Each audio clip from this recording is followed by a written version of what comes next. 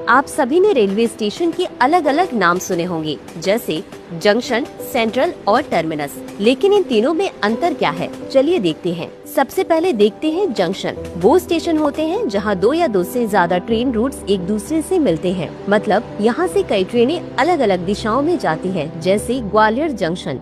इसके बाद आता है सेंट्रल स्टेशन। यह शहर का मुख्य रेलवे स्टेशन होता है। यहाँ से लंबी दूरी की ट्रेनें और अक्सर प्रमुख रूट्स की ट्रेनें चलती हैं, जैसे कानपुर सेंट्रल। आखिर में आता है टर्मिनस। वह स्टेशन है जहाँ ट्रेनें अपनी यात्रा खत्म करती हैं। यहाँ से कोई ट्रेन आगे नहीं जाती, जैसे मुंबई का छत्रपति शिवाजी महाराज टर्मिनस। आपके आसपास अगर कोई जंक्शन, सेंट्रल या टर्मिनस स्टेशन हो तो कमेंट करके जरूर बताइए।